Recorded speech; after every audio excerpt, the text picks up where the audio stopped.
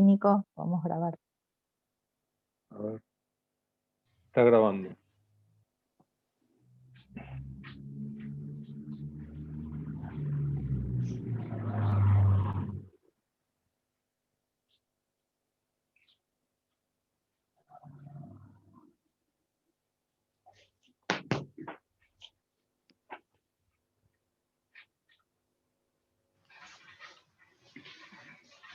Bueno, ¿comenzamos?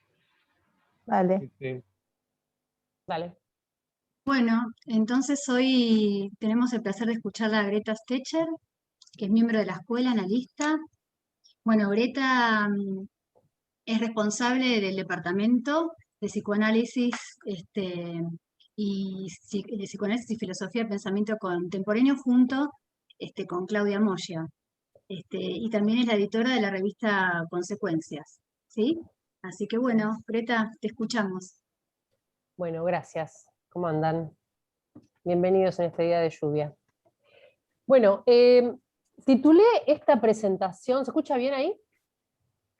Sí, Esta sí. presentación con una cita del Seminario 11, que no es de las citas más conocidas, pero me pareció que a la luz de lo que estamos trabajando este año, el seminario anual, Presencia y Deseo del Analista, era un hallazgo como cita, como lo dice Lacan. Voy a marcar el párrafo de donde lo saqué. Lacan dice, siempre que leemos una cita es aburrido, pero sabemos que a través de las fluctuaciones de la historia del análisis, de la intervención del deseo de cada analista, se ha logrado añadir algún detalle, alguna observación complementaria, se ha logrado refinar alguna incidencia, y con ello nos permite calificar la presencia de cada analista en el plano del deseo. La presencia de cada analista en el plano del deseo. Sobre eso hice algunos recorridos, tomé el texto que ya hemos empezado a trabajar este año, que compiló Florencia Dassen a través de su editorial 3Hs, que se llama El deseo de analista, de Javier Aramburu, que es un analista referente para nuestra escuela, y para muchos analistas de nuestra escuela. Y también tomé Seminario 11, y después estuve buscando en revista freudiana, encontré una mesa en la LP muy interesante sobre el tema, así que algunas referencias saqué de distintos textos, y después elegí 3 rasgos de 3 testimonios de Pace para pensar la cuestión del deseo del analista. Y por supuesto, como eje del asunto, está el texto de Miller, Consideraciones sobre los fundamentos neuróticos del deseo del analista, que me parece que es la clave del tema, ¿no? Bueno, hay varios conceptos, pero lo voy a ir desglosando. Aramburu, en su libro, en distintos capítulos, nos advierte, el deseo del analista es un operador. Alguien tiene abierto el micrófono, fíjense. El deseo del analista es un operador. Y aclara, este operador no se llena entonces.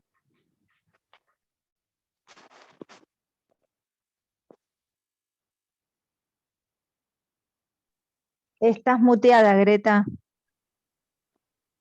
Ahí. No sé qué pasó, alguien me muteó. No sé hasta dónde dije.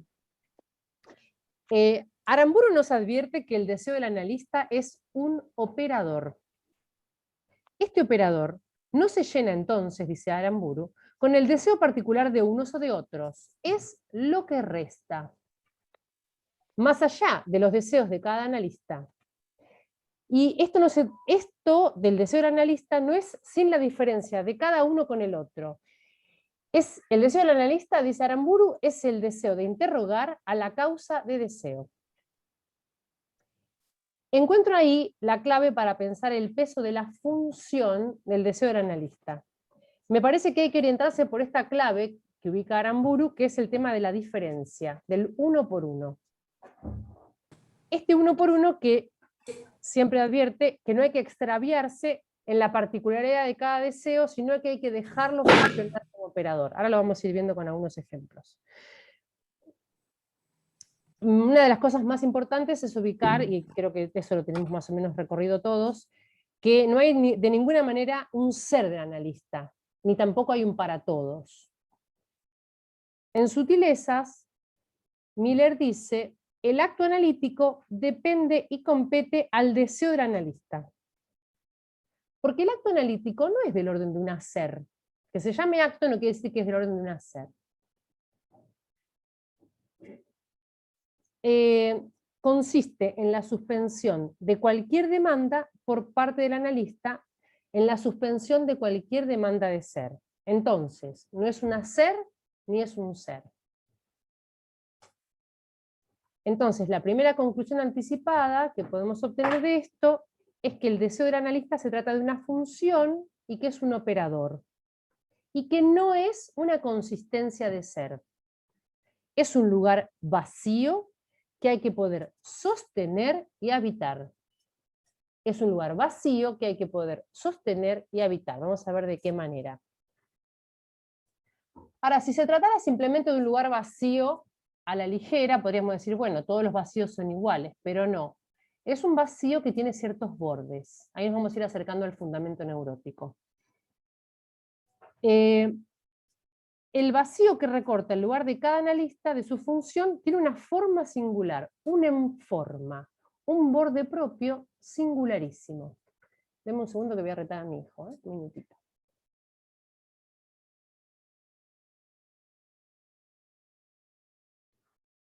Vuelvo. ¿Y qué forma tiene mi enforma, mi función? Mi lugar de objeto pequeño a, justo en el momento en que lo encarno.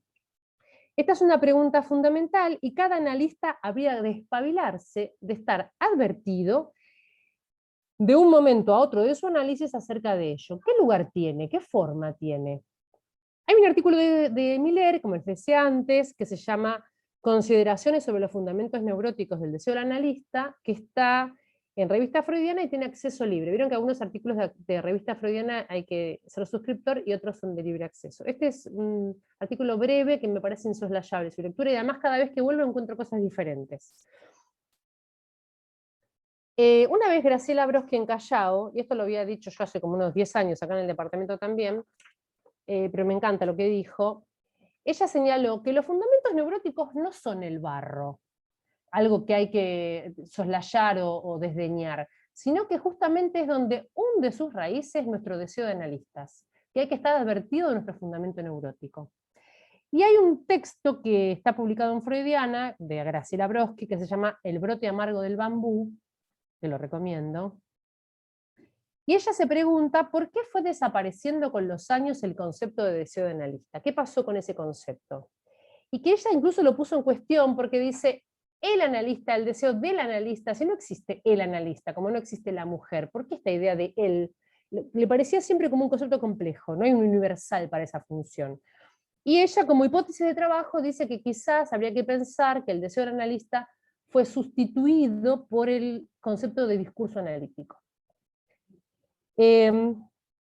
Vamos a ver cómo lo dice Miller en... Tengo varias interrupciones. Como lo dice Miller en su texto Consideraciones. Él dice, es muy lindo ese texto, el deseo del analista emerge indudablemente de la patología neurótica y de la terapéutica de esa patología. Es decir, de la neurosis de cada uno, así, sin más. Los fundamentos del deseo de ser analista se ven en la neurosis. La forma más simple y más frecuente en la que se la ve aparecer es por la transformación de una vocación curativa. Una vocación de curar o de comprender al otro podría ser. Y en el análisis se trabaja esta vocación hasta modificarla, pero se preserva esta orientación al otro, es decir, que uno trabaja o purifica esa idea de curar o de salvar, o iremos viendo cada caso, incluso vamos a ver algunos testimonios, pero la orientación al otro no se pierde, eso siempre va a estar. Y lo que era atractivo en esa vocación primera, que teníamos cada uno cuando elegimos esta profesión, que luego se modifica y se purifica en el tratamiento de cada uno, queda siempre esa vocación primera atrapada, como en el núcleo de nuestro deseo de analista.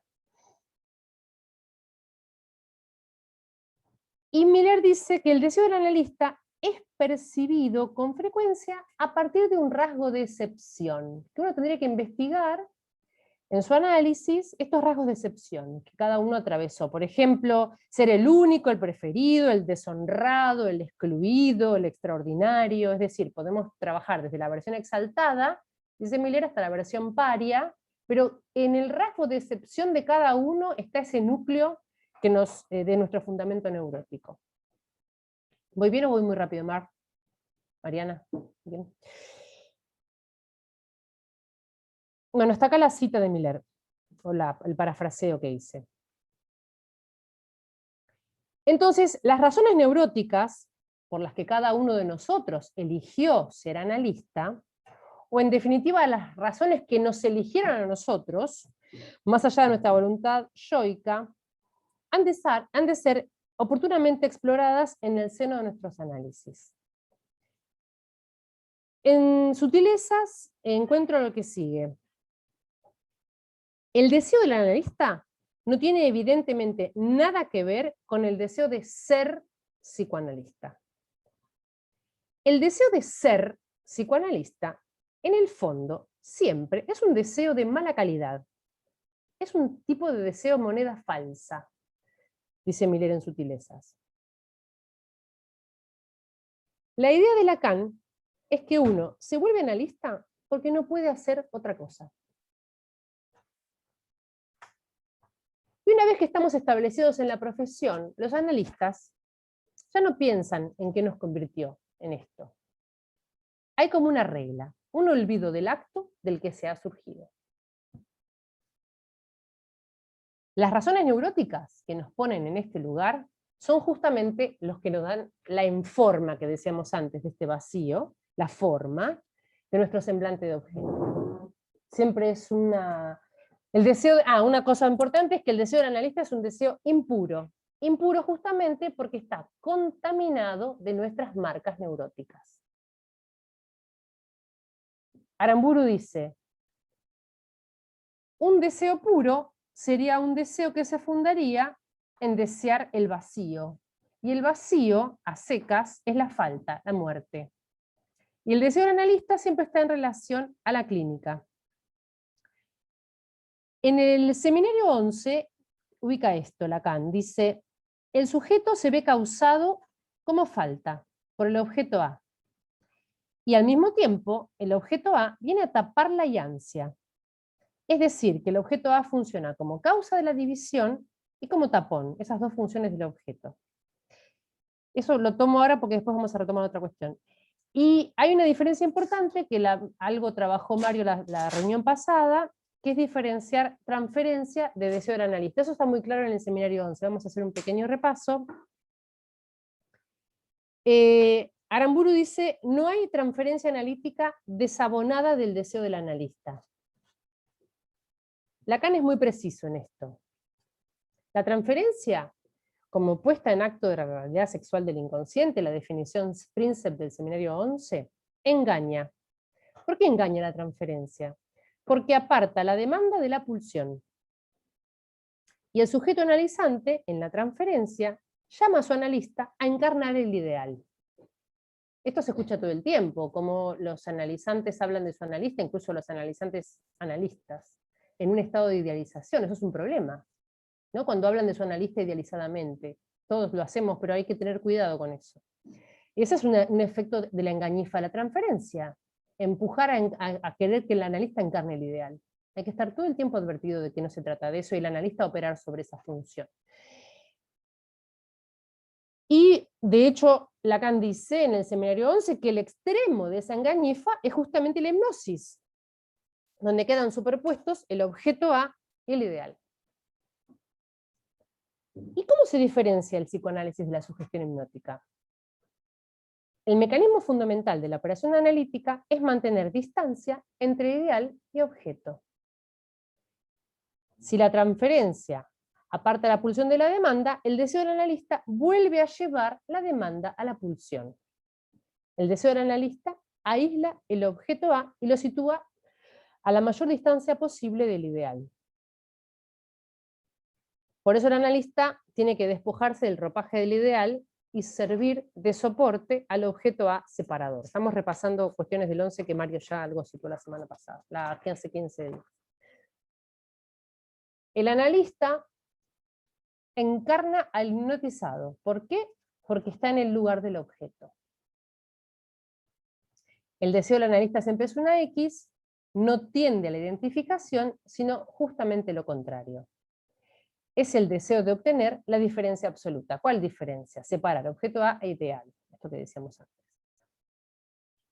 En sutilezas, Lacan va a decir que esa diferencia nunca es pura. ¿Por qué no es pura? Porque está enganchada a la cochinada rechazada, dice, de lo que no se quiere saber, el objeto. Y el objeto siempre es una sutileza. El deseo del analista contraría el amor de transferencia. Si el amor es resistencia, el deseo del analista hace caer el amor para hacer surgir el deseo. Con su presencia, el analista presta cuerpo, haciéndose partener del sujeto. Un analista está advertido de su propio goce y no analiza desde su fantasma. Es esta presencia que con su deseo causa el deseo del otro. Lacan agrega, hay que tener tetas, pero para no usarlas. A veces hay que hacer un poco el señuelo del objeto para que, no usándolo, siga funcionando como causa. Parafraseo a Miller, dice, el analista per se no tiene forma. Es justamente el fantasma del analizante el que se la da y le otorga un sabor. La disciplina del analista es quizá aprender a ser sin sabor propio, de manera que el analizante pueda experimentar los sabores de su vida parodiando al analista. Lo soso podría ser entonces el ideal del analista, ser soso para que el analizante pueda poner ahí su propio gusto. Interesante esto. Luego, también en sutilezas, Lacan dice que la posición que conviene al analista es el desapego, para reconducir al significante a su desnudez. El desapego es la distancia que introducen los analistas entre el significante y el significado. Y después tenemos la última definición de Miller, que fue en el Hilton en 2012, en el congreso de la MP, cuando definió el deseo del analista y dijo, esto también lo tomé en otro momento, el deseo del analista es el deseo de alcanzar lo real, de reconducir al otro a su real y liberarlo del sentido.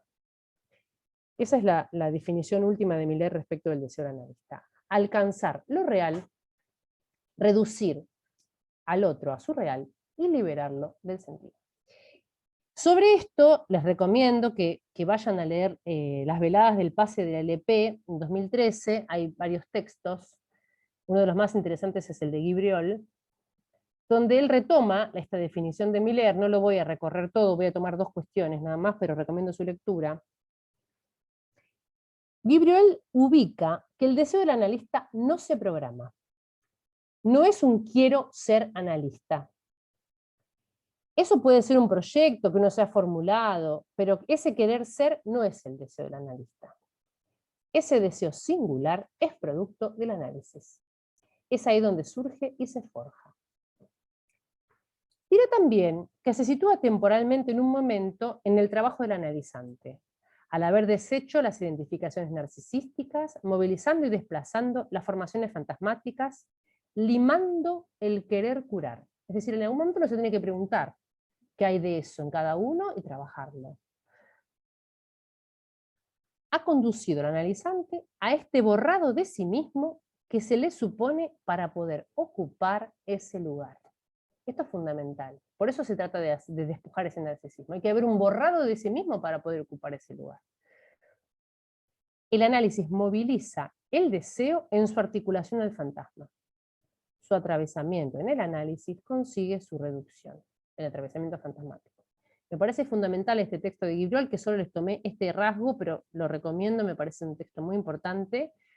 Y bueno, vamos a seguir con esta mesa, donde Gustavo Stiglitz también hace una presentación y dirá, el fundamento neurótico del deseo del analista agujerea la dimensión un tanto superyoica del concepto de deseo del analista. Yo coincido con Stiglitz que hay como una idea superyoica de cuál sería el querer alcanzar el deseo del analista, como si hubiera algo ahí a lograr. Y sigue Stiglitz, ahí radica su impureza. ¿Cómo es que alguien puede querer, al final de su análisis, ocupar para otros ese lugar del desecho al que queda reducido el analista? ¿Por qué? ¿Cómo podría ocurrir algo así? Si no es por los desechos de lo que fue su relación al otro y a su goce. Esto, de alguna manera, conectar los restos analíticos de lo que fue el goce autista de uno con el campo del otro, si se quiere, hasta pretender una cierta estatización de esos restos. Es decir, ¿cómo se las arregla uno con sus restos? Porque eso que fue puro desecho después uno quiere encarnar. ¿Qué pasa con eso? Ana Aromí, en su texto en esta misma mesa, ubica el deseo del analista es una de las incógnitas fundamentales para orientar la acción analítica, tanto en la experiencia de la cura como en la experiencia de la escuela. Introduce la cuestión de la escuela. Es un deseo puesto en función de una manera que no deja de tener afinidad con la dimensión sintomática, ya que va a surgir de la resolución de sus restos. O sea, nuevamente se toma el guante de la idea del resto del análisis de cada uno en relación a sus síntomas. Lo importante, dice, es captar que este deseo del analista nos interesa en tanto que función, no como un dato acabado, ni como un objetivo a alcanzar. Esto que decía al inicio con la cita de Aramburu. Por otra parte, Ana Aromí nos dice, no hay deseo que no esté conectado con el goce. Y esto también nos atañe como analistas. ¿De qué está hecho un psicoanálisis? Del goce del analista, dice Aromí. Del goce incluido en su síntoma. Digo, no hay que desconocer que está el goce de cada uno en esto. La revelación de este goce se logra por el decapar la práctica desorientación a la verdad y reconocer lo que da placer y el sentido de algo de lo que cada uno goza. Es la pregunta que Lacan nos dejó planteada como analistas. ¿Qué alegría sacamos de lo que hacemos? Es decir, que también nos preguntemos por eso. No porque uno goza del paciente, sino de su práctica. ¿Qué alegría sacamos de lo que hacemos? Si no, no nos dedicaríamos a esto, si fuera puro padecimiento. Finalmente, aunque a veces algún caso pueda generar algún encuentro con eso fantasmático de cada uno que imposibilita el trabajo y genera padecimiento, pero si no, no, eso tiene que correr solo, ¿no? Finalmente, Marie-Hélène Bruce, en esta misma mesa, señala que el deseo del analista puede funcionar desde una desubjetivación de la persona en ejercicio, de quien está en la posición del analista. Desubjetivación, es decir, que cuando hay división subjetiva, dice Marie-Hélène Bruce, inmediatamente deja de funcionar el deseo del analista. Es decir, si uno no está en el lugar de objeto, está en el lugar de sujeto dividido. Si uno está como sujeto dividido, no está como analista, no puede escuchar. Si uno se angustia escuchando a un paciente o está atravesado por lo propio, no puede estar en el lugar del analista ni escuchar al analizado. Del mismo modo, y esto no sé si todos lo han experimentado en su práctica o se lo preguntaron alguna vez, uno puede estar con un montón de complicaciones en su vida, singular, pero mientras atendés, estás como en el cono del silencio. Te olvidas de todas tus divisiones, no hay nada, los problemas están por fuera, uno está en otro lugar. Es muy interesante cómo uno puede entrar y salir de esa posición.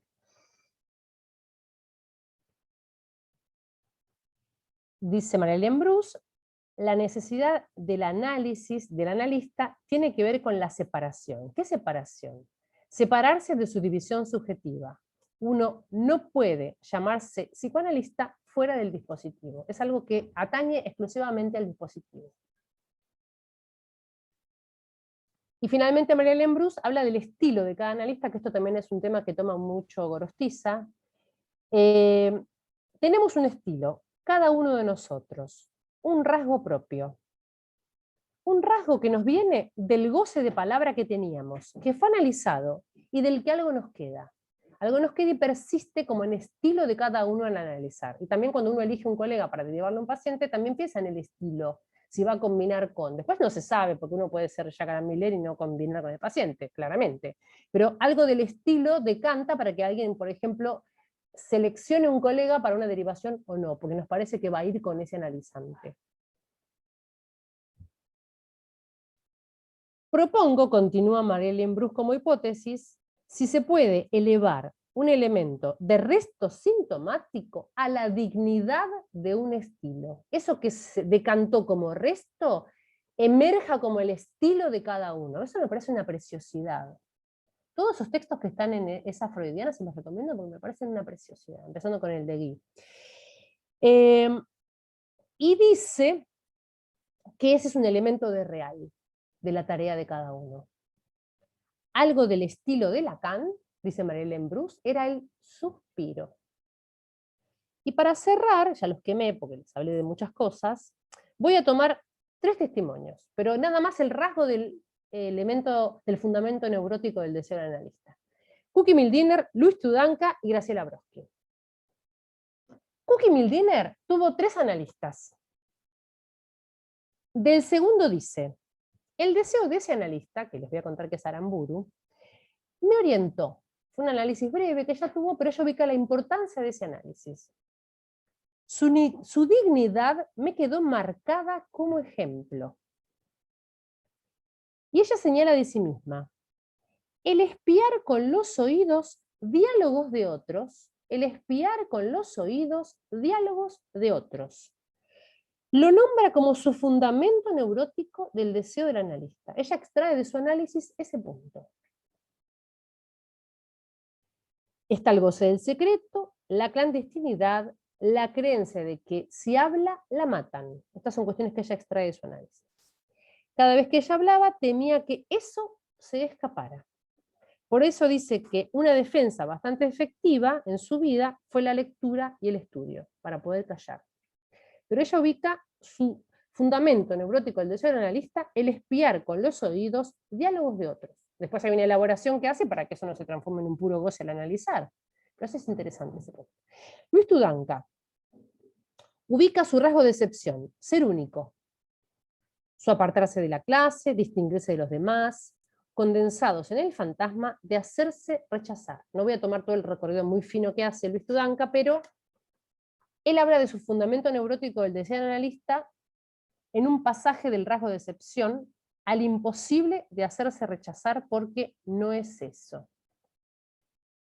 Luis Tudanka dice que desde el fantasma comprendía al otro que se suponía rechazado, como era él mismo, el propio sujeto. Es decir, su fundamento neurótico es comprender al otro que se supone rechazado. Desde ahí eligió la profesión y ese es como su núcleo duro, su resto de por qué eligió dedicarse al psicoanálisis. Comprender al otro que se supone rechazado. Y para terminar, voy a tomar de Graciela Brodsky, que nos habla de su deseo de analista como un deseo impuro también, diciendo que el suyo estaba contaminado por el goce de ser la intérprete. Desde muy pequeña, ella fue la traductora para la hipoacusia o sordera materna. Dice que las únicas palabras que entendía con claridad la madre eran las de ella. Entonces ella ubica el goce de ser la intérprete como su fundamento neurótico del deseo del analista. Al inicio de su práctica analítica, ese goce opaco de ser la intérprete se traducía en dar con las palabras justas, la interpretación exacta, la exigencia pulsional de hacerse oír. Ella establece que en el inicio de su práctica como analista estaban estos puntos ciegos, digamos, donde todavía persistía el goce de ser la intérprete sin demasiada elaboración. Esto es interesante. Ella dice, luego, liberada de sus usos fijos, la pulsión se anuda de otra manera y obtiene otras satisfacciones. Eso resta como un gusto por la traducción, el dar clases, el uso de prestar la voz y el silencio a los analizantes. Es como ella hace otro uso de ese estilo o de ese modo del goce de ser la intérprete. Traducir, dar clase, usar y prestar la voz y el silencio a los analizantes. El deseo del analista, dice Graciela Brodsky, es uno de los destinos posibles de lo irreductible del análisis del analista. Hay algo irreductible y que se pone a jugar luego en la práctica. La brújula será entonces el síntoma del analista. Un síntoma que se vuelve instrumento, herramienta, utensilio, lazo. Bueno, hasta ahí. Justo eso iba a preguntar, si el núcleo tenía que ver con el síntoma. El núcleo Lo que tiene que ver con el hablabas. síntoma y el resto sintomático como eso que hay que También. ir a abordar, efectivamente. Sí. Ahí saltaríamos para otro tema, digamos, si me meto con el síntoma, pero sí, muy bien, Lore, es eso. Bueno, gracias, Gret, muchas gracias. Saben que recién escuchando la última parte, que no la había, digamos, elaborado, lo escuché ahora, digamos, ¿no? Escuchar bien, pensaba qué riesgo esto de no analizar estas elecciones de uno como analista, ¿no? Del deseo del analista. Y cómo Cookie Milniver, digamos, se podría haber convertido en una voyeur de la escucha y quedarse en eso, ¿no? Hablando del goce, como Luis Tiudanca, en esto de comprender al otro, pensaba, la imagen que me aparecía era como esa palmadita, ¿no? Pobrecito, ¿no? Tanto vos como yo en este rechazo y en esta exclusión, ¿no? Y por otro lado, Graciela Brodsky, tan pegada a este ideal de perfección de, bueno, la interpretación justa, ¿no? Bueno, cómo es necesario salir de ese lugar, ¿no? Bueno, eso es lo que recién así pensé, pero hablando ahora, digamos, del trabajo, digamos, de esta exposición que hiciste, Greta, en primer lugar celebro, digamos, la búsqueda de rigurosidad, ¿no? Respecto de la práctica del psicoanálisis, que además te acompaña desde que te conozco, ¿no?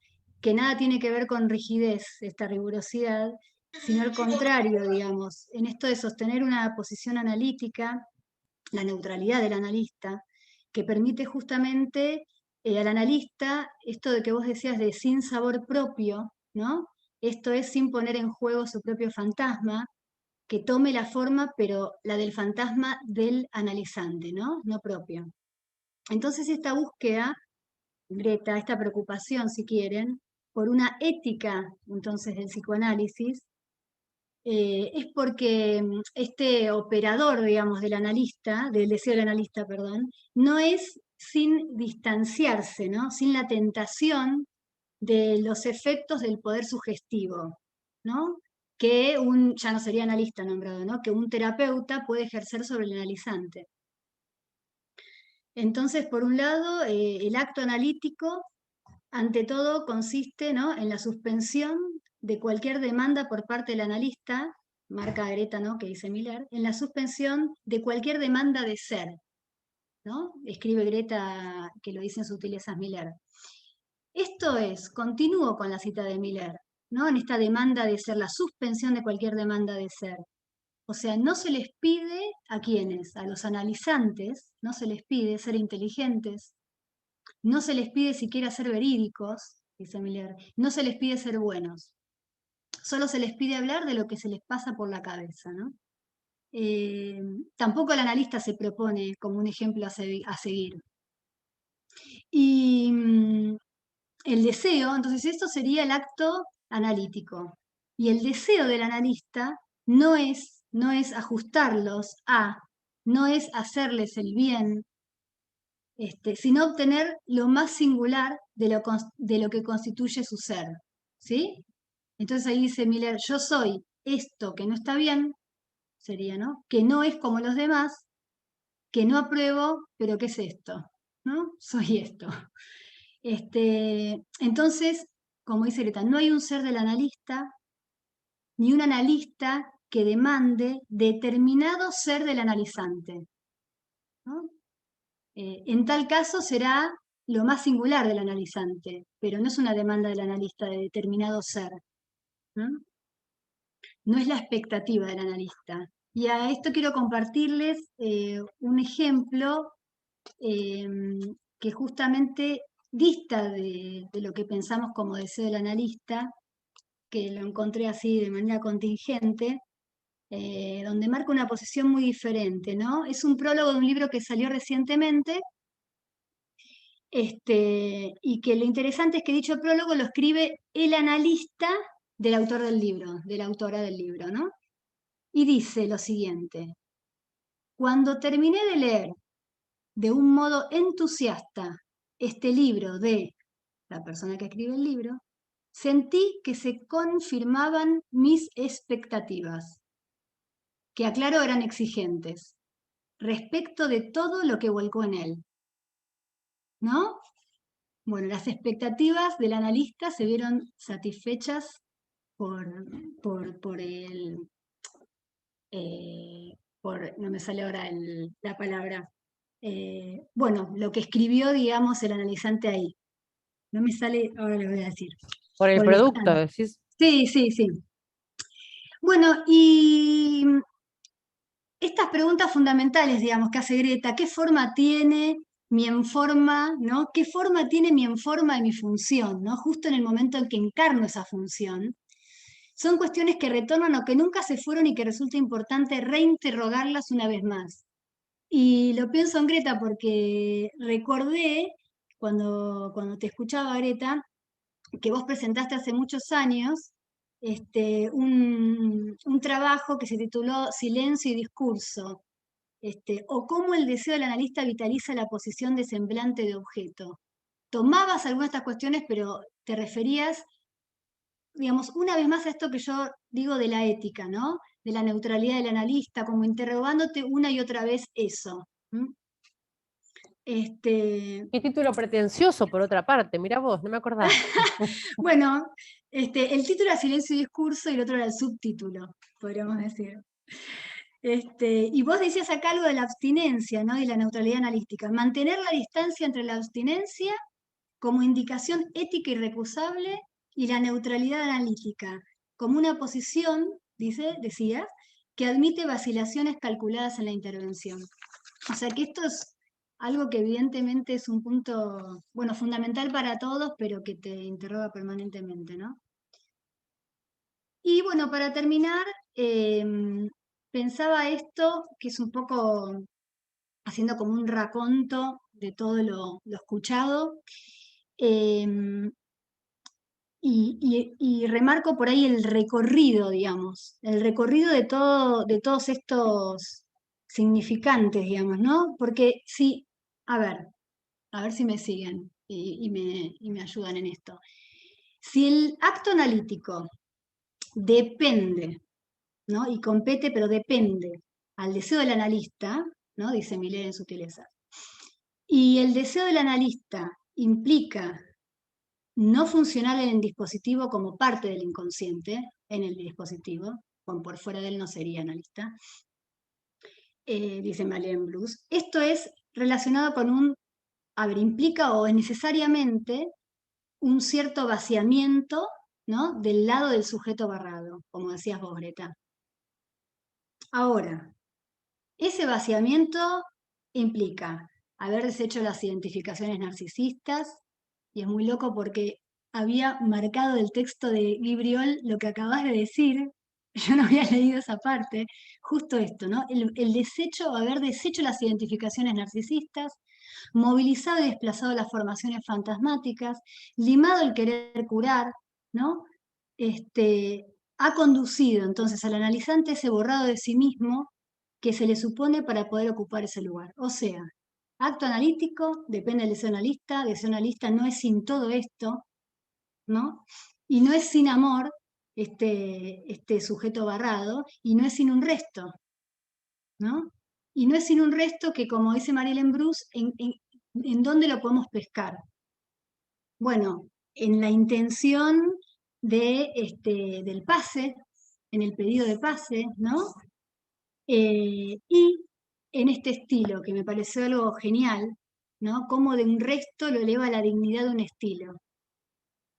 Entonces, el pedido de la posibilidad de paz. Entonces, estamos, digamos, como advertidos del extraordinario recorrido que implica esto, la función deseo del analista. Todo esto, ¿no? Todo esto. Desde los fundamentos neuróticos, del deseo del analista hasta este resto sintomático en el fin de análisis y la dignidad de un estilo. No hay uno sin el otro, digamos, ¿no? O sea,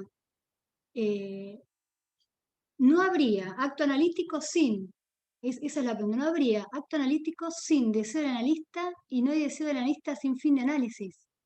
Estoy un poco estricta quizás, pero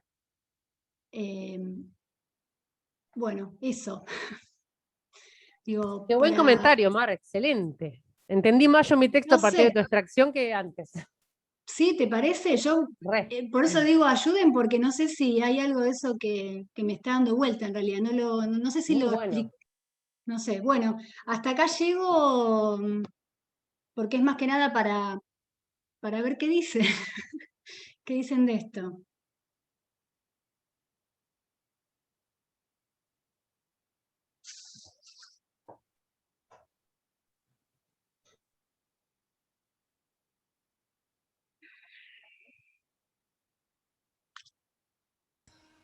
Una pregunta quería hacer a Mariana.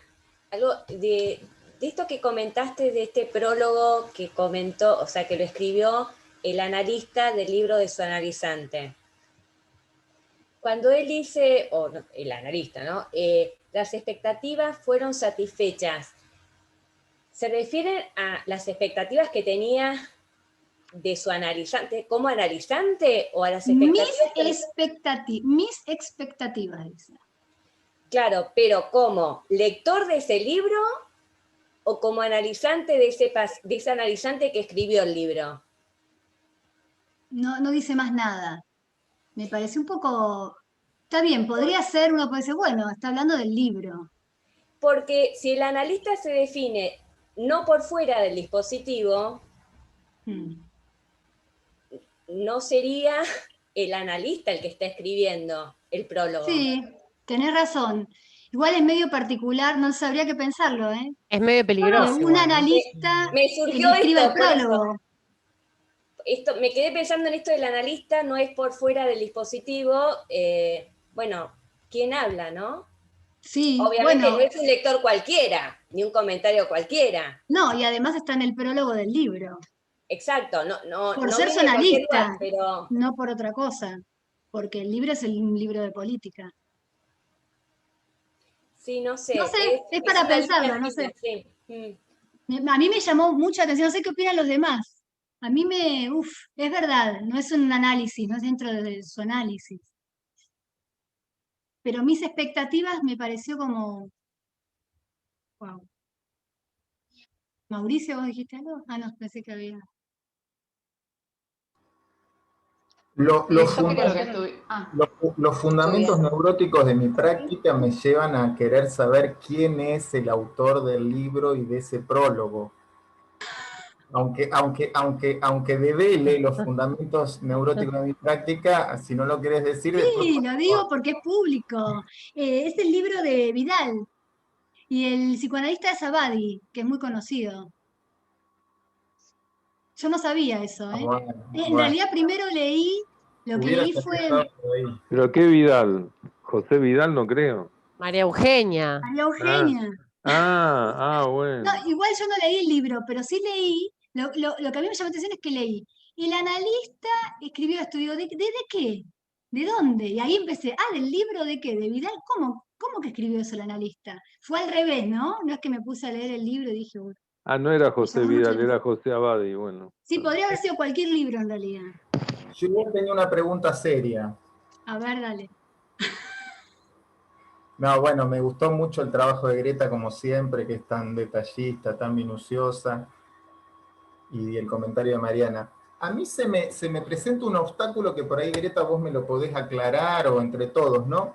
El obstáculo entre pensar el estilo del analista, lo que resta, como bien dijo Mariana, lo que resta de su análisis, y esta idea de que el analista no tiene que tener sabor, porque se me ocurre que el estilo de alguna manera le da una forma. Ahí veo como una tensión, ¿no?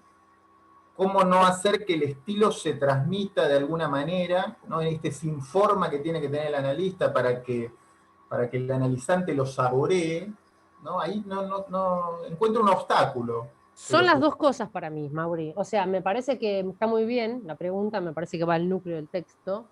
Si estamos todo el tiempo indicando que el fundamento neurótico no es el barro y que ahí hunde sus raíces el deseo del analista, me parece que contempla los dos elementos. Que los bordes del enforma, que es un vacío, tiene bordes, y esos bordes son de mi estilo, del estilo de cada uno. Por eso yo les decía que por ahí cuando uno piensa, más allá de que, no sé, haya colegas que se dedican a autismo o a adicciones, por decir, uno también elige a quién le deriva, más allá de la casuística, porque piensa que el estilo va a combinar, que también es una creencia, porque después de eso no se sabe, pero que uno sabe que, bueno, con tal va a ir bien, porque esto, porque el estilo, porque puede llegar a enganchar, no es con cualquiera. Uno tiene las relaciones de amistad, también sabe, pero digo, están las dos cosas, me parece que es tal, que uno no tiene sabor, o intenta permitir que el analizante lo tome como objeto a su capricho, sin perder el estilo, sin perder el modo de cada uno, porque ese es el fundamento neurótico y ese es nuestro resto sintomático que persiste en nuestra práctica. No sé cómo lo piensan, pero están las dos cosas, no es una cosa vacía. Mariela. Hola, ¿se escucha? Sí.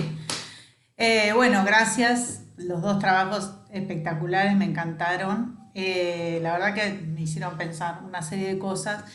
Y tengo una pregunta que es un poco básica, si se quiere, pero yo me pregunto si se puede no tener ninguna expectativa.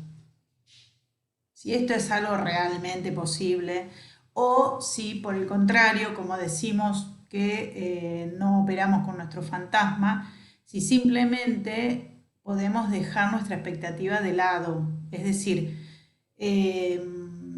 yo no estoy tan segura de que no se pueda tener ninguna, porque en el fundamento neurótico, si partimos de la idea de que hay un fundamento que tiene algo que ver con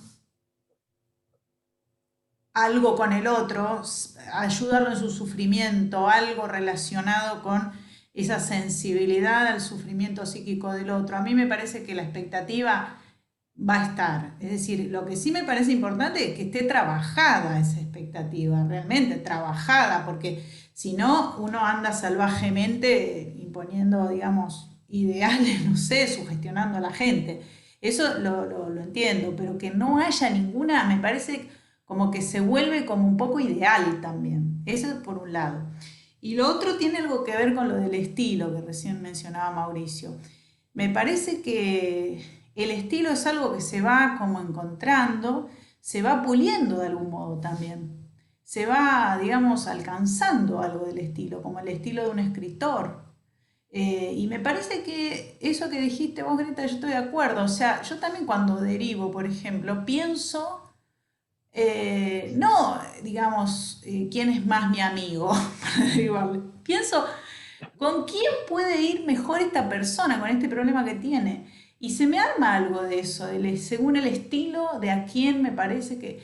Y eso tiene bastante que ver con algo que uno capta que no lo puede a lo mejor fundamentar demasiado, pero que va por el lado de algo que no podría decir que se siente, pero es algo que no tiene que ver con lo racional.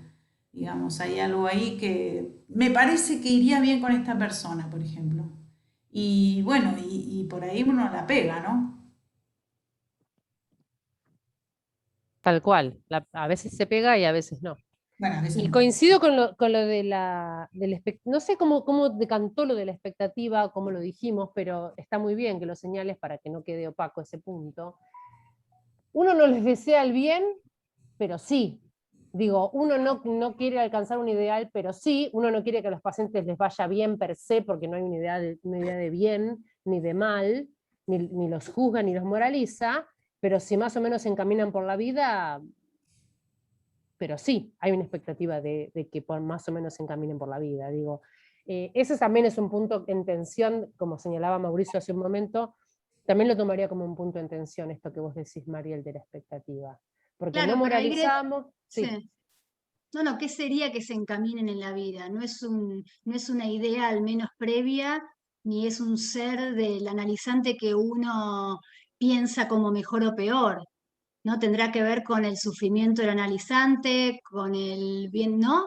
Pero no es que sea de algo específico, ¿no? No, Me está parece bien, que ahí pero está el digo, punto. la idea de querer hacer el bien, si el camino del bien está lleno, el camino del infierno está lleno de buenas intenciones, justamente no se trata de que uno les quiera hacer el bien, pero coincido con Mariela que hay una expectativa, sí, qué sé yo, habrá que ver de qué manera y cómo se singulariza en cada caso, y ahí retomaría lo de Mariana, digamos, soportando la singularidad de cada caso, y no lo que uno como persona desde su fundamento cree que es por donde tendría que ir la gente, qué sé yo. Uno podría decir, en mi expectativa todos tendrían que ir a la universidad, qué sé yo, no sé, hay gente que es feliz haciendo otra cosa. Digo, que no quede marcado por lo que para unos es el ideal de la vida. Si uno como analista, uno como ser en el mundo, no como analista, piensa que ir a la universidad está bien, no tiene que desearle eso a todos los analizantes, por ejemplo, se me acaba de ocurrir. Porque hay gente que es muy feliz haciendo un trabajo de lo que sea, ¿no? Pero eso vale Acá mi también marido dice, sí, para, sí. Greta, pero eso vale también para los que no son tus analizantes, para los hijos, por ejemplo. O sea, a mí me parece que el asunto este del sufrimiento, que tomaba recién Mariana, yo creo que hay algo con eso. Digamos, no es lo mismo que el analizante haga tal o cual cosa de su vida, por mí que haga lo que quiera, pero si sufre menos o si, digamos, se hace menos pelota, la verdad, disculpen que lo diga así, me parece que ya es un montón. Es decir, y a mí yo sinceramente me alegro cuando algo del curso, del tratamiento, porque así como decía Lacan, no hay que dirigir a los pacientes, pero sí hay que dirigir la cura. ¿Y la cura hacia dónde va? Digamos, o sea, hay alguna dirección ahí que tiene que ver con el gozar, digamos, menos mortíferamente, en todo caso, ¿no? Que algo de eso Que no haya un penar de más. Y Sí, sí, y sí. sí, sí. Ahí conecto lo de la cuestión de la expectativa que vos decís, me parece muy importante, Mariel. Marcela Gutman quiere tomar la palabra. Marcela. Bueno. No, quería comentar, no sé quién hablaba, me acordé, alguien hablaba de, no sé si Lacan en la transferencia de Sócrates como, eso escuché yo, ¿no? O lo leí de Sócrates como el primer analista, un poco en función del deseo inédito, ¿no? Y también, esto no me acuerdo de dónde, no sé dónde lo puedo ubicar, pero esto del deseo inédito, ¿no? Me gustó esto de inédito, ¿no? Es otro tipo de deseo el que está en juego, ¿no? En la cura. Y bueno, hablando de Sócrates, Lacan en la transferencia le dedica un montón de páginas, ¿no? A Sócrates en relación al amor y cómo era él con Alcibíades, ¿no? Y como vaciándose él como este introductor del deseo inédito o del análisis, como vaciándose de todo a Galma, ¿no? No sé, me parece eso, bueno, y hablando de Galma, es interesante pensarlo en la función de la transferencia, ¿no? Como, ya que estaban hablando de las expectativas, ¿no? Y a quién derivar, como en todo analista, digamos, uno coloca la Galma en el analista, ¿no? Bueno, y esto que en función, en el final de análisis, ¿no? Cuando en la cura, lo dice Lacan en la proposición de octubre, como que en el final de análisis se produce el ser del analista, ¿no? También dice, ¿no? Como, bueno, vaciándose de su ser, ¿no? Que por ahí en analizante le adjudicó. Bueno, esto, no sé si esto. Gracias, Marce, ¿Quién es muy seguía? interesante lo del deseo inédito. Paula Muy Castro, interesante. Marce Y yo y quiero Mario. hablar. Mario, Yo estoy como dale. No, Paula está. Bueno, no, muchas gracias chicas por las presentaciones, la verdad que siempre se aprende un montón, les agradezco, me parecieron muy interesantes. Quería hacer un comentario respecto de la cuestión de la expectativa. Gret, lo de la expectativa apareció a partir del comentario en el libro, por eso empezamos a comentar al respecto. Y yo pensaba esto, ¿no? que decía Mariela, de que expectativas sí hay, que uno las lleva al control, en todo caso, ¿no? Es algo que hay que trabajar respecto de las expectativas que uno puede tener en cuanto al análisis de un paciente determinado, ¿no? Ahora, que eso sea volcado en un libro de un analista al analizante diciendo que fueron superadas sus expectativas, ahí eso me parece, no sé, un montón, ¿no? Eso. Sí, ¿quién está? Marce, te quedó el micrófono abierto. Mario, vos. Mario, le toca a Mario. Bueno, no, me gustó mucho la presentación y el comentario, me parece interesante, aparte esto de poder tomar algo de lo que transmitió Aramburu después de 20 años que no está, o más de 20 años que no está en la escuela, pero bueno, ha dejado sus marcas. Me interesa mucho, o sea, porque supongo que este diálogo y esta conversación sobre el deseo del analista lo vamos a tener durante todo el año, pero lo que se va abriendo me parece muy interesante. Me acordaba de dos cosas, eso que Lacan decía, no me imiten, ¿no? En relación a esto de lo que se transmite, y lo que aparece en el libro de Pierre Rey, que también hay en otros testimonios de analizantes de Lacan, que Lacan no tenía un estilo como analista, con cada paciente, con cada analizante operaba de distinta manera, ¿no? Y hay un montón de anécdotas en ese sentido. Gestapo no se lo hacía a todo el mundo, por ejemplo. Ahora, me parece interesante profundizar la cuestión de lo que trabajaron del deseo impuro, y ya que surgió lo de la expectativa, que la verdad nunca lo había pensado así, no es un término que nosotros usamos, pero yo diría lo siguiente, hay una expectativa terapéutica, eso puede ser en la terapéutica, pero desde lo analítico yo creo que no se puede hablar de expectativa, porque es más bien soportar el real con que nos vamos a encontrar. O sea, desde la expectativa, tener expectativa de lo real es medio difícil, o sea, la expectativa espera algo, ¿no? Y ahí me parece que es dejarse sorprender, creo que hay que ir más en esa vía. Después lo del deseo impuro es interesante, por eso yo creo que lo que permite el pasaje de analizante a analista que se da en el transcurso de un análisis es poder operar no desde el fantasma, no desde las identificaciones, sino de un estilo que se construye. Y bueno, esa docilidad que tenía Lacan, y ahora que a Miller está encantado con ese término, el dócil, y la docilidad de Freud también, creo que es un término interesante para pensar cómo el analista puede no tener una forma, sino poder ponerse en juego en cada contingencia, porque de cualquier manera, esto que decían de las derivaciones es interesante, o sea, a veces uno la puede pegar y a veces no, a veces lo real es en ese sentido impredecible, ¿no? Bueno. Sí, una cosita, Mario, eso que decís. No, me parece con expectativa que se diferencia de la orientación en la cura, no es que no haya, ¿no? No hay expectativa, pero sí hay orientación. Sí, Por algo hay seguro. orientación, No, hacia algún lado. pero no me parece mal usar el término expectativa, porque es verdad lo que decían del dolor, del penar de más, si eso se puede reducir y eso es parte de un primer tiempo del análisis, sí, ¿por qué no? Esa expectativa puede estar en juego. Hay que ver cómo se enlaza con los fundamentos neuróticos, pero podría ser. Pero creo que lo que es estrictamente el análisis está más allá de... Es mejor la abstinencia en relación a las expectativas en ese sentido. Bueno. Qué interesante esto que decís de lo dócil, no lo había pensado, en relación a que Miller está con este tema del dócil como Y ahora es posibilidad, dócil ¿no? al Zoom también. Sí. Bueno, se muy parece un poco a la sumisión completa a las posiciones subjetivas del analizante en la psicosis. Uno podría pensar que en la neurosis podríamos hablar de docilidad, no lo sé. El dejarse tomar. Rosy quiere tomar la palabra. Rosy. A mí se me ocurrió en relación a esto de la docilidad, pensaba en la docilidad, dejarse sorprender. O sea, digamos, si uno tiene solo expectativas, no se deja sorprender. Si vos estás esperando que diga algo como efecto de lo que vos dijiste, en realidad vos te sorprendés por los efectos de interpretación. no que las tenés previstas, ¿no? En general. Yo En pensaba, relación al estilo, perdón. me parece que uno... Sí, sí. No, termina. Termina.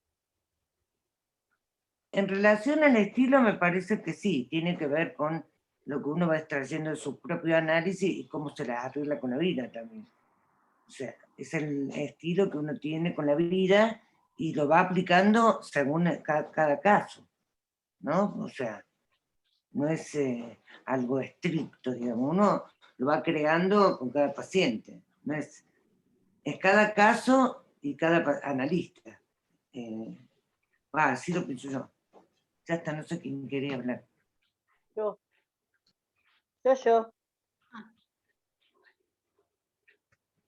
Si bien el analista no tiene un ideal, pero ¿no sería esta expectativa de alguna manera hacia el paciente que pueda dar cuenta de la no relación, de lo imposible? ¿No sería una expectativa? Se me ocurre, ¿eh? Yo pensando y escuchándolas, que muchísimas gracias, hermosa y muy detallada tu presentación, Greta, y muy claro el comentario de Mariana, pero se me había ocurrido esto de decir, pero uno en cierta manera lo que intenta direccionar en la cura es ir hacia que dar cuenta del paciente de lo imposible, ¿no? De la no relación, se me ocurre, no sé. No sé si estoy dentro de los conceptos, pero bueno. ¿Puedo decir El algo? aprendizaje, sí. Dale, Ale. Gracias por el comentario. Ahora digo algo.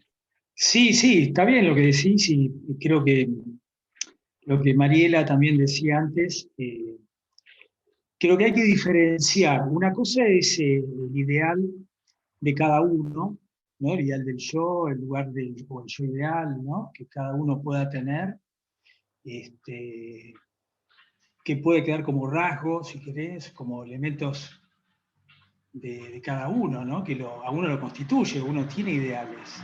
Por supuesto que tiene ideales y eso está muy bien.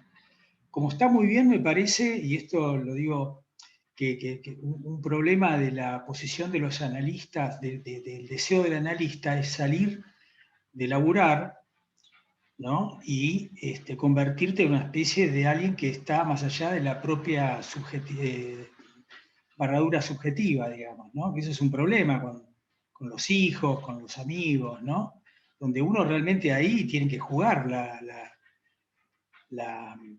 la cuestión del propio deseo, ¿no? Que puede ser, por ejemplo, como decían antes, no, yo quiero que vos estudies la facultad, ponele. Después, está bien, después podemos ver qué es lo que hace ese hijo o ese amigo con una cosa que una invitación, una salida, ¿no?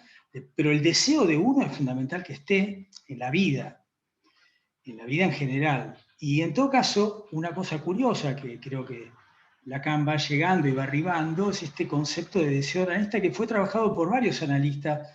Bion tiene también un concepto de estar en la sesión sin deseo, sin memoria, plantea Bion, ¿no?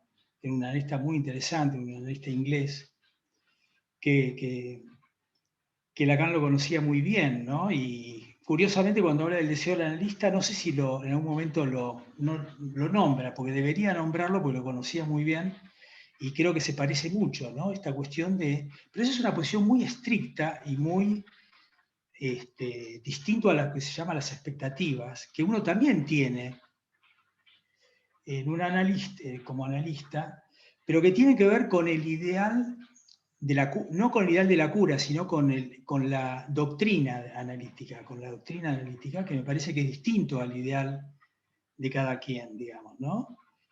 Porque efectivamente cuando Lacan dice, bueno, el deseo del analista actúa en el punto donde se separa el ideal del objeto A, eso es, si vos querés, es un ideal.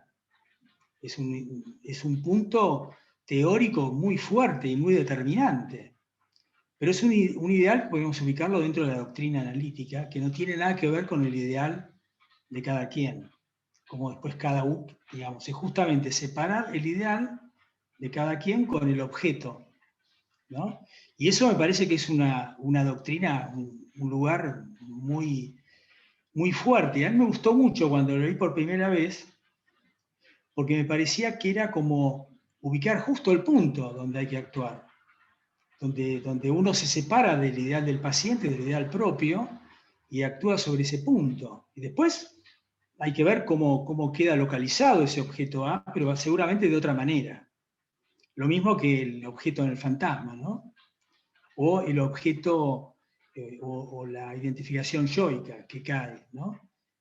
Me parece que son puntos de la doctrina analítica y que Lacan ubica con el deseo del analista como un deseo activo, que me parece que es muy interesante como orientación de la cura, ¿no? Después estaba pensando con respecto a los estilos, que yo no pienso para nada eso. No considero que haya que pensar mucho en los estilos y va a ir bien con tal o con... En más, te diría que cuanto menos vaya, mejor. Digamos. Me parece que, en todo caso, por eso yo me asocio un poco más con lo que decían antes de que no haya estilos complementarios, que es lo peor que puede ocurrir, ¿no? Una complementariedad de estilos o exactamente lo contrario. No sé, es muy difícil ese tema. Yo creo que cada vez que lo pienso me embrollo y me parece que no me sirve mucho pensarlo así. Pero bueno, no, por otro lado me pareció muy condensado, muy denso el trabajo de Greta, porque creo que va buscando diferentes autores, ¿no? Pero bueno, siempre en la dirección que ella le va dando, que es trabajar sobre este punto. Y es muy interesante tenerlo todo reunido, ¿no? Esta reunión que hace del concepto y los recorridos que hace me pareció muy, muy interesante, así como la lectura de Mariana también me parece que lo aclara, ¿no? Así que bueno, les quería agradecer mucho la presentación. Ahora te doy la palabra, Lore.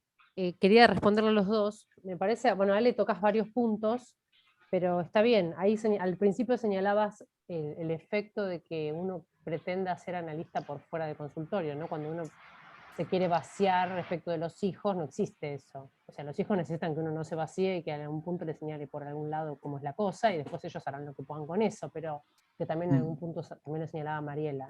No existe fuera de eso. Digo, sí. Lo decía porque, ¿sabes por qué lo decía? Porque entre otras cosas yo pensaba que vengo de familia de analistas y de mucha conocer desde chiquito los analistas. Y este es un rasgo problemático de los analistas de la vida cotidiana. Bueno, ¿y vos qué pensás? Digo, ¿no? ¿Qué querés? ¿No? Un padre, digamos, ¿no? Entonces, eso para mí es muy claro, que hay que tener muy claro esto, ¿no? Porque uno entra en eso, te pasás 8 o 10 horas laburando, salís como un autómata a ir a la cena, digamos, y te convertís en una especie de, ¿entendés? Se te complica el que me quiere, ¿no? No, sí. No, incluso quizás en el mismo consultorio también a veces hay que porque no puedes estar todo el tiempo en esa posición. Eso también, eso creo que habría que elaborarlo más, porque uno no puede estar en discurso analítico todo el tiempo. Con un paciente puede ser iatrogénico también. Entonces creo que hay que modular el deseo del analista. Hay momentos donde uno es discurso amo, o histérico, o se hace el pelotudo, digamos, y está muy bien, digamos. Creo que hay que no escuchar, hay que hacerse como el que uno no escuchó. Hay muchos momentos de la analista no puede estar todo el tiempo ahí, porque sí, creo que o a eso veces puede se ser muy comparte pernicioso. algo. Sí, o a veces se comparte algo con el analizante de otro orden, una información, otra cosa. Sí, claro, y a veces eso es una vacilación calculada a la neutralidad analítica y a veces simplemente es una conversación. Digo, un momento de la sesión que es para otra cosa, coincido. Lo que pasa es que hay que saber que eso no es la función estricta. La función, digamos, el modo de ayudarlo en el punto analítico, para que no sea una psicoterapia, realmente, ¿no? O una, digamos, es el punto, digamos, clave es ese, es lo que dice Lacan, de cómo separarse el objeto del fantasma, del ideal, del yo como garantía. Eso sí, eso es lo específico del análisis con respecto, no hay una cura similar que pueda compararse con la analítica por este elemento teórico que es la clave, digamos, ¿no? De Freud en adelante. Que por cierto es un discurso nuevo en la cultura. No hay un discurso parecido, igual. Creo que Lacan lo dice muy bien en los discursos. Ese es un discurso que surge con Freud, me parece, ¿no? Antes no existía tal cosa, aunque estuviese Sócrates o los... No, un nuevo digamos, lazo. no. Sí, un nuevo Es lazo. un nuevo lazo, totalmente original. Sí, sí.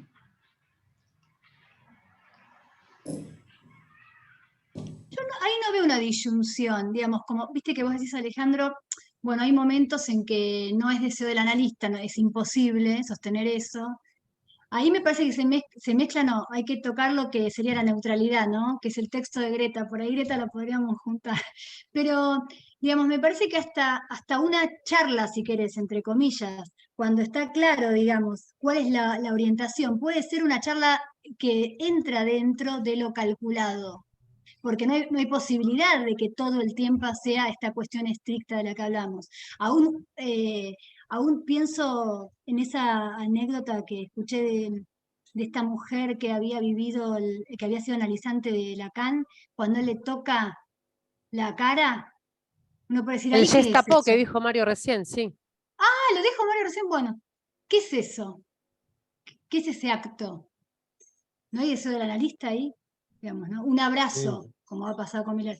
No hay eso del analista, me parece que se engloba siempre y cuando no esté el fantasma puesto en juego del analista, ¿no? Más allá de lo que uno haga o no. A ver, es lo que pienso, por ahí no. Pero es lo que dijo Mario, que Lacan no era Gestapo, con todo el gesto de tocar el rostro. No escuché lo de Gestapo. Ni todos los Eric Lorenzo, usted me provoca esto a Silvia Salman. Digo, no quiero perder, antes de Ale, la colega que habló, ¿cómo te llamas? Porque no aparece tu nombre en el... Ah, no, Adriana Servidio.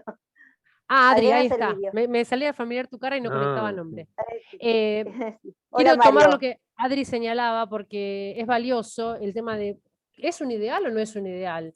La lógica de la castración, el imposible, la contingencia, la exogamia. Digo, ¿cuáles son los mojones en los que separa nuestra práctica? Alguien escribió en el chat el fin de análisis, que Rosy Goldman le ponía, bueno, el deseo del analista funciona igual aunque no haya fin de análisis, pero digo, hay determinados mojones de nuestra práctica que nos orientan y que si bien no funcionan como ideal que obtura, sí hacen marcan un recorrido, digamos, ¿no?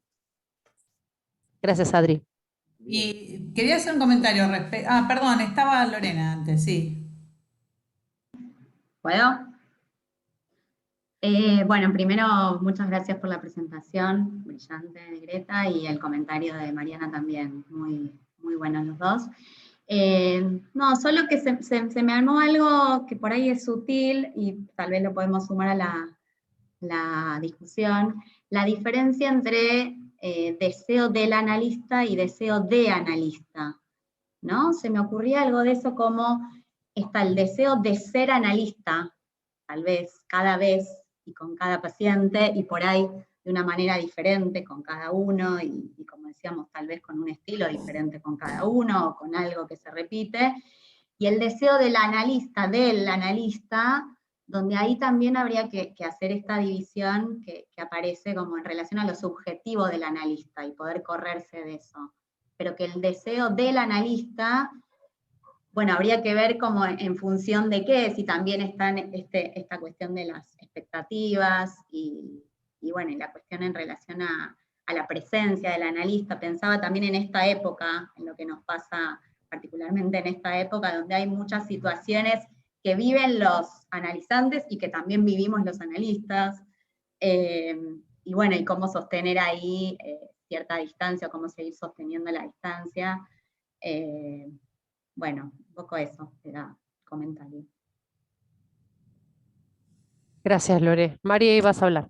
No, iba a decir una pequeña cosa respecto a lo que recién decía Mariana. Quizás se podría pensar A mí me ha pasado como analizante y veo que le pasa también a mis analizantes conmigo, que a veces un comentario, una cosa muy simple que no está tampoco tan calculada en el sentido, digamos, de llevarla a un plano más de una intervención, una interpretación, y que cobra valor interpretativo y que cobra valor para el analizante porque está el dispositivo armado, porque está funcionamiento el deseo de analista, digamos, o sea, el valor que tiene, digamos, todo el trabajo de tratar de que ese deseo esté presente, es suficiente como para que después cualquier cosa que se diga en el ascensor, no sé, en la puerta, o con un comentario que puede ser incluso banal, cobre valor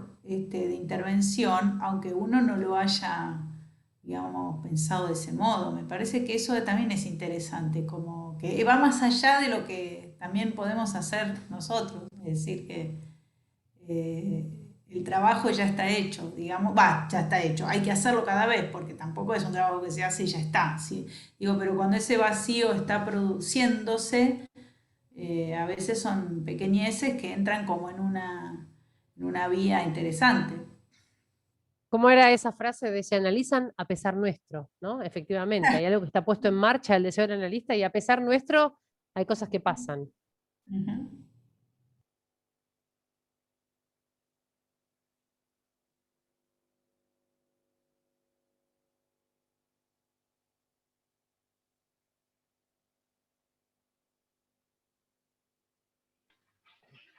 Ese concepto, Greta, de ser, también que recién decía Lorena, de ser, ser analista y diferenciarlo del deseo del analista, que está claro eso, pero ese concepto de ser del analista, ¿de dónde viene?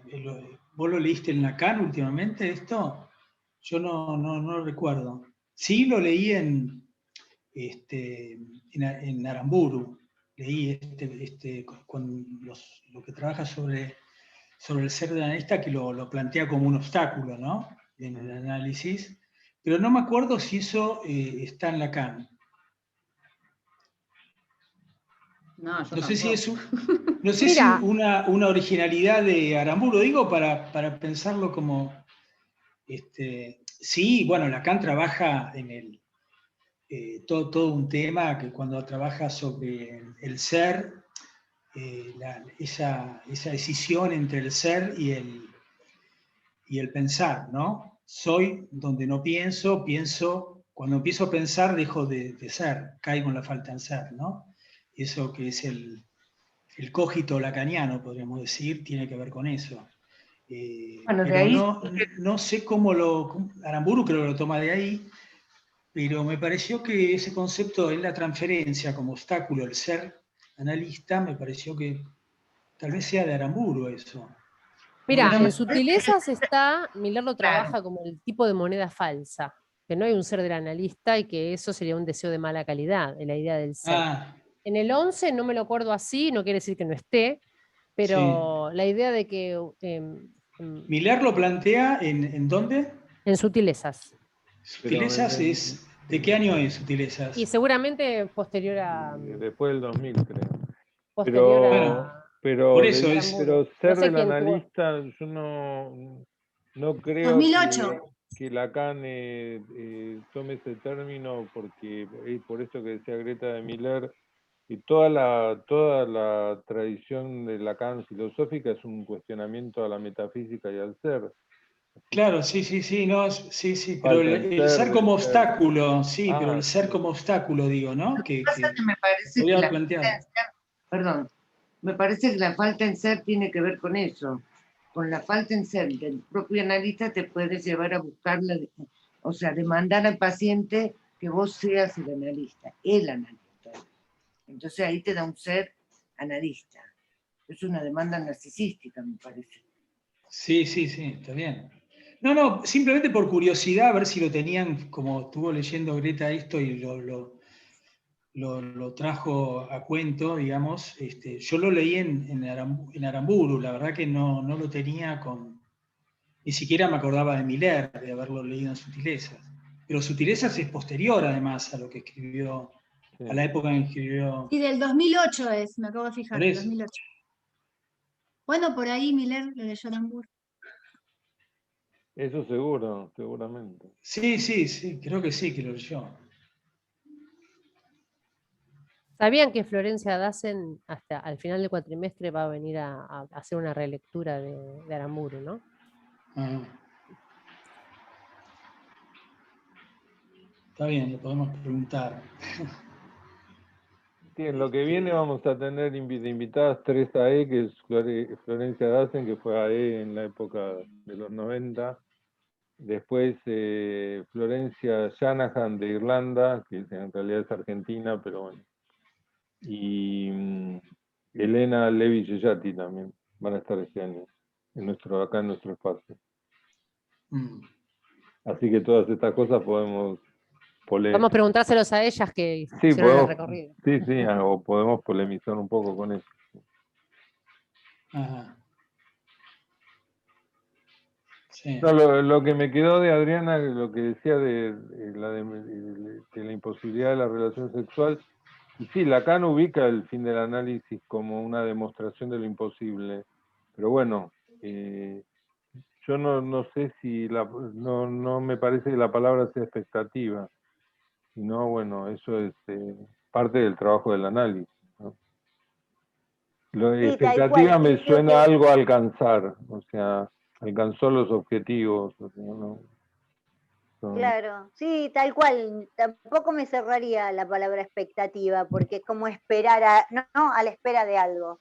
Pero sí me parece que hay como una direccionalidad que desde ya se habla hacia ese imposible, ¿no? En el propio análisis, obviamente, que te va a dar la posibilidad de dar cuenta hacia tus analizantes que ese es el camino a recorrer, digamos, ¿no?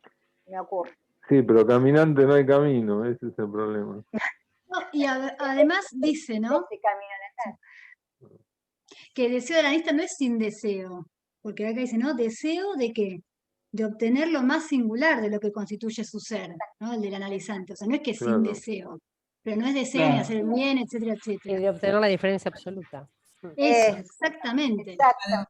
Además, la concepción de deseo que manejamos nosotros es la de causa, de motor. El deseo está atrás, está adelante. Entonces ahí Claro.